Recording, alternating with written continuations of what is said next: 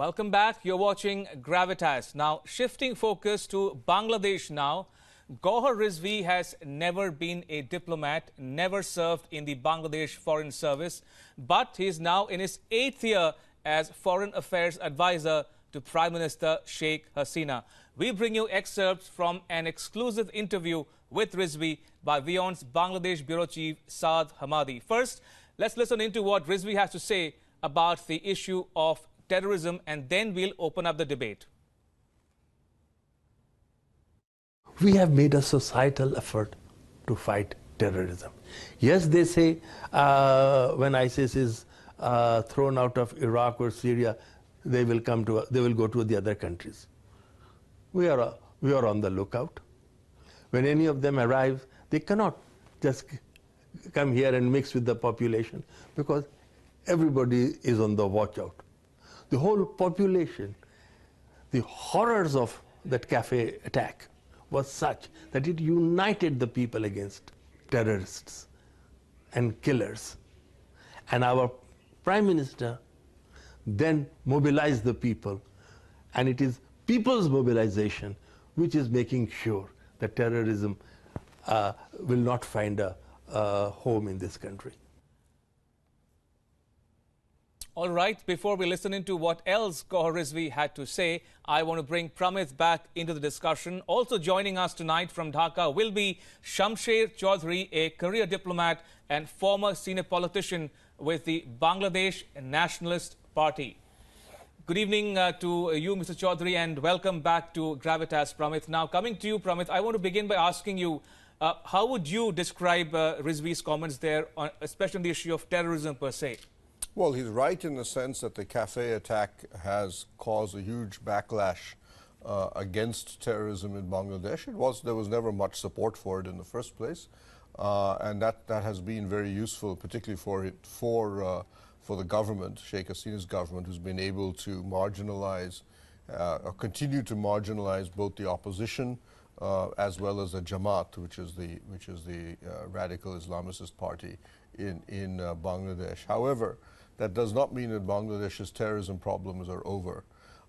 Broadly speaking, what has been interesting or what was worrying about what happened in Bangladesh, it was that there had been 3 Bangladeshi terrorist outfits, one supported or one affiliated, if you wish, to Al-Qaeda, one affiliated to the Islamic State, and one that India believed was affiliated to the ISI of Pakistan. What seems to have happened in the cafe attack indicated that these 3 were now starting to work together. And there was a debate between Indian and American intelligence as to whether India believed Pakistan was coordinating this and the Americans believed that the Islamic State was acting as the coordinator. But we now have the fact that Bangladesh has seen a shift in its terrorism problem in the sense that the degree of coordination among all of its extent threats is now much greater. It is much more brutal than it was before, and it seems to be much more internationalized and to some degree becoming more and more controlled by Pakistan in a way that it had not been before. All of these are worrying issues as far as Bangladesh is concerned.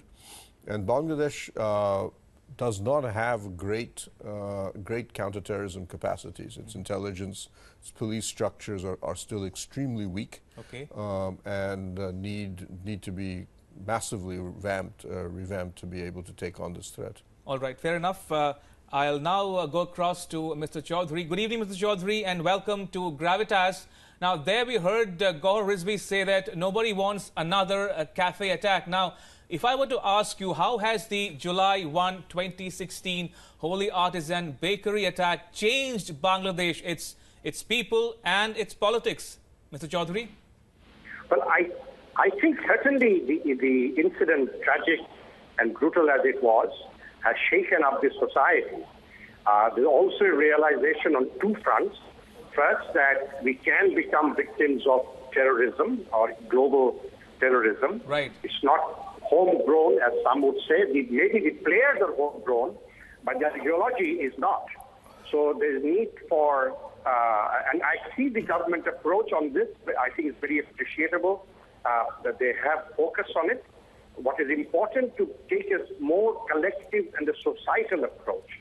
Because terrorism, as I said, is not afflicting a particular political party or a particular country. Right. It is a global phenomenon. So it's important to have a collective approach to an inclusive approach to fight this, not just by one set of people. And it's not just about law and order only. There's also the importance to build up a counter-narrative to radical ideology. Right.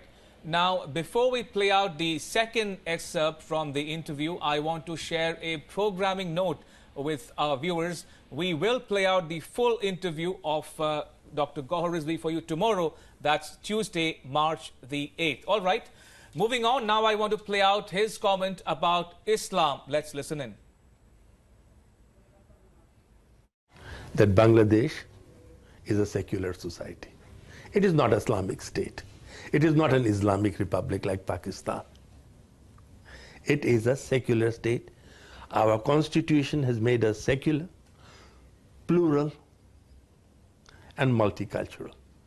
We have a huge diversity in our population. And to say that it is an Islamic state or will not remain an Islamic state, I think is playing with word. People who were responsible for it, for the editorial content, have never agreed to these changes. That is why the government has instituted an inquiry, and we will find out where that came from, how did it happen, and we will take the necessary actions. Now, coming to you, Pramith, according to Rizvi, the constitution is both Islamic and secular. Now, is it not a contradiction in terms? Yes. I mean, Bangladesh is not as, I think I would argue, not as secular as India is, but it has it accepts that the majority of its population is Muslim, and therefore there's a certain tendency to look to that. And I think we've had, there has been enough evidence to indicate that Bangladesh, partly because of the weakness of its governance and legal structures, treatment of minorities has not been great. I mean, in India we have some problems on that front as well, but in Bangladesh it has been considerable. And the sheer drop, for example, the drop in the Hindu population in Bangladesh has been quite dramatic over the past 20, 30 years. And so has the migration of Chakma refugees into India who are Buddhists. So clearly there is a problem in Bangladesh. There is should we say, a low-level institutional bias against non-Muslims, which is not something that the government believes in, but happens on the ground, and the governance and legal systems are too weak in many ways to counter this. Fair enough. Mr. Chaudhary, now elections are due in Bangladesh. The BNP wants a caretaker government to ensure free and fair elections. Your views, Mr. Chaudhary? Well, frankly, I have been out of BNP for quite a while now, so I really don't know what the BNP really wants. There seem to be contradictory statements coming out from different leaders. On the one hand, the standing committee member is saying that BNP shall not go to the election with Sheikh Hasina as Prime Minister. Somebody else saying that they want to go back to the concept of a neutral or a better government. Another standing committee member is saying that BNP will go to the election. So I don't know what the BNP stand on this issue is. I understand that the BNP chairperson has assured some in the international community that BNP wants to go to the election, but that's really neither here nor there. So at this point of time, the BNP seems to be in a loss for direction of how to tackle the issue of the next election. Indeed. Now, coming back to you, Pramith, there's a view in India that India should not put all its eggs in one basket, namely the Awami League led by Sheikh Hasina. It needs to reach out to BNP led by Khalida Zia as well. Now, what do you have to say about India's Bangladesh policy? Well, I think broadly, yes. India's view is that with all of its small neighbors, it wishes to have a relationship with all of the major political players in those countries. And that in Bangladesh incorporates not just the two major parties, the Awami League and the BNP, but also the military and the intelligence services.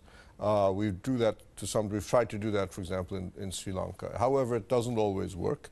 And part of the reason why has been that the BNP, part of its campaign, electoral campaign, has been to position itself as the party that opposes Indian influence in Bangladesh. And this obviously has made it difficult for New Delhi to work with them. However, I would argue that right now the BNP is politically so weak that India actually is not overly worried about that right now. Okay. But the one party that the Indian government has refused to have any interaction with is Jamaat, even though Jamaat has actually attempted to do so. And you can argue whether or not that's a sensible policy as far as India is concerned. However, broadly speaking, right now, India's view is we're prepared to talk with anybody.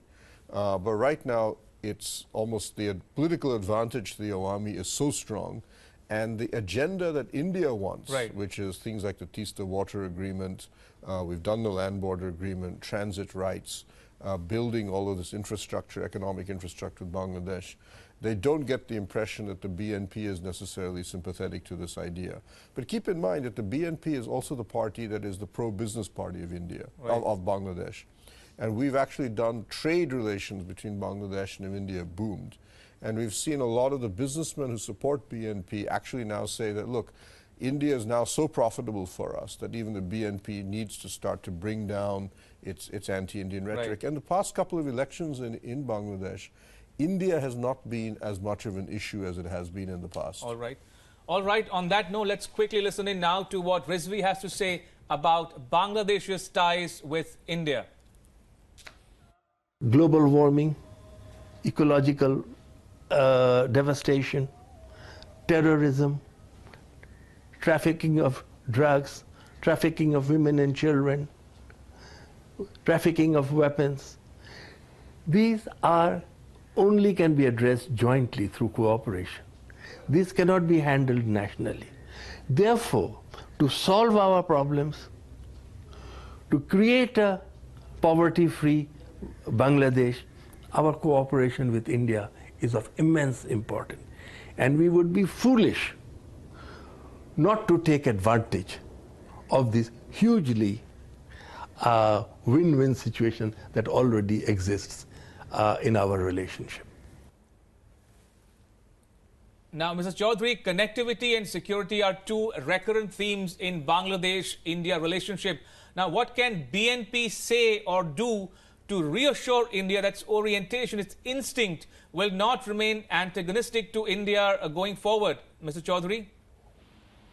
Well, I think BNP must accept the reality that there are concerns in India about certain issues in Bangladesh, especially the religious-based political parties. BNP fails to realize that. Then I think BNP is being short-sighted. They have to accept the fact that the relationship is written in history, it is conditioned by replaceable property and the reversal of history. So we have to cooperate and build up a win-win situation. At this point of time, frankly, I don't think BNP seriously focused on how to end relationships. Right. All right. We'll try to fix that audio line with you, Mr. Chaudhary. In the meantime, let's play out Gowher Rizvi's comment about bilateral trade. Listen in. Bangladesh could import many more billions of dollars of goods to India, provided it had the goods which are in demand in India.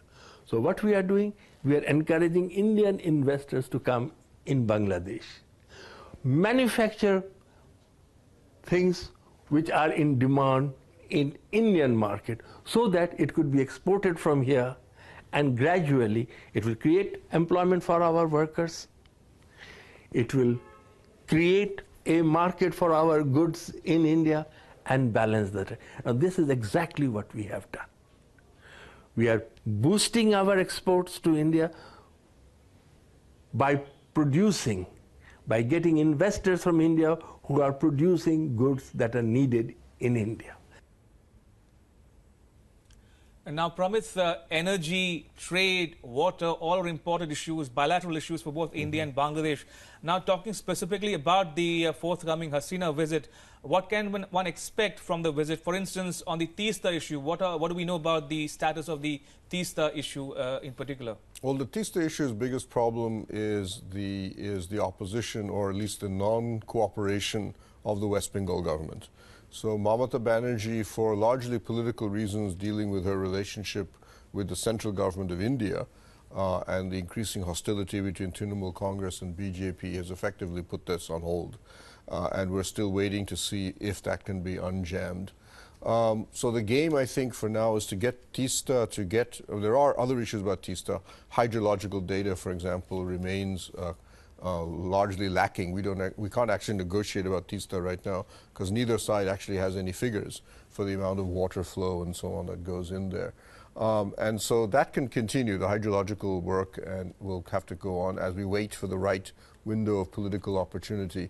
But I think when Modi and Sheikh Hasina meet, the question will be, can we move forward in other areas as we wait for Teesta to catch up, if you wish, with the other things. And those, as you've mentioned, are trade, connectivity, large, and India wants that the northeast, Bangladesh, Myanmar, and eastern India be integrated into a giant grid. And we've already been able to link the power grids of India and Bangladesh, and we're doing lots of other areas as well. All right, on that note, I want to thank my guests, Pramit Pal Chaudhary and Shamsher Chaudhary, for making the time to be here tonight on Gravitas. Appreciate it. With that, it's a wrap on this edition of Gravitas. More news and updates continue on the other side of this short break.